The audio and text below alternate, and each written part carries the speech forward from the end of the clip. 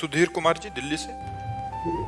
राधे राधे महाराज जी। महाराज जी, जब कोई लड़का अपने विवाह के समय लड़की के पिता के सामने दहेज की इच्छा या मांग रखता है और लड़की के पिता इच्छा पूरी भी करते हैं, तो क्या ये उस लड़के पर लड़की के पिता का कर्ज चढ़ जाता है? या अगर कर्ज नहीं है, धर्म से रहित बात है। ब्याह सुयोग्य कन्या सुयोग्य वर देख करके तय किया गया, ब्याह हो गया।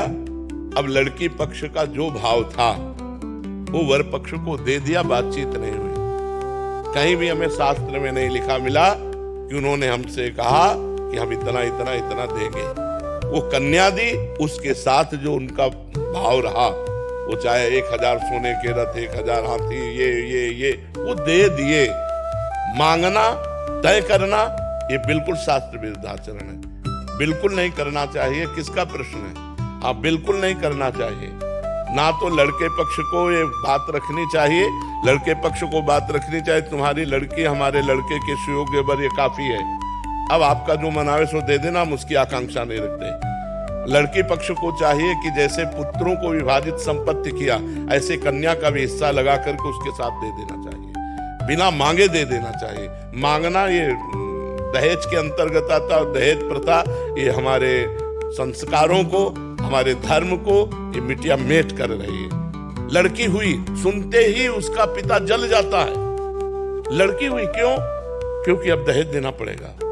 दहेज में लोग ऐसे मांग रहे हैं कि पूछो मत। वो किसी तरह कमा खा करके जी रहा है, वो लाखों का पर्चा बना देते, तो इससे तो लोग गर्भ में लड़की पात करवा देते। अगर देखा या गर्भ हुआ, लड़की हुई, तो इन प्रकार वो नष्ट करना चाहते हैं। ये दहेज प्रथा ही तो ऐसे आचरणों को प्रेरित करती है। और तुम अपनी कमाई से नहीं तृप्त होगे, वो लड़की दे, केवल लिंग परिवर्तन से ही तुम महान हो गए क्या? वो भी तो एक शरीर आ रहा है तुम्हारे पास, और तुम भी एक शरीरधारी हो। तुम पुरुष लिंग हो, केवल इसलिए तुम महान हो गए। वो स्त्री लिंग है तो वो लघु हो गई क्या? विचार करके देखो। तुम केवल पुरुष लिंग हो, बस यही बात तो है। वो स्त्री लिंग है, केवल यही बात। वो तुम्हारे घर आ रही है।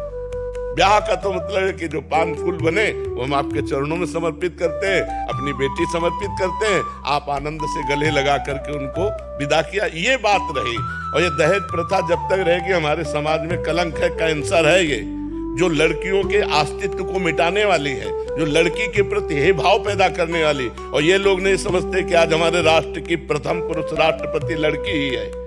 और आज बॉर्डर में सेना के साथ जोड़ पे जोड़ कंधा मिलाए लड़कियां खड़ी हैं। लड़कियां कोई साधारण समझते हो, दैवी शक्ति है। तो लड़कियों को क्या समझ रखा? केवल स्त्रीलिंग होने के कारण वो इतना घट गई कि तुम्हें रुपया भी दे और लड़की भी दे।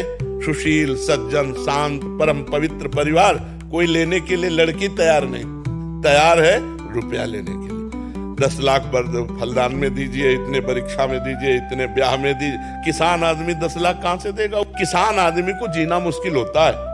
उसकी सिंचाई, उसकी मल, बहुत कोई 100-200 बीघा का जमींदार हो तो बात अलग है। 10-10 बीघा जमीन है, उसी से पूरे परिवार का पोषण होता है। कुछ चंद रुपए बचे, वो स्कूल आदि की पढ़ाई, कपड़ा लत्ता, इसमें खर्चा होता है। अरे बड़े खर्चा गृहस्थी में होते हैं। तो ब्याह का मतलब खूब बढ़िया खवा पिया दिया, जो रूखा सूखा है वो तुम्हें दे दिया, और बिटिया लो और कमाओ खाओ जाके।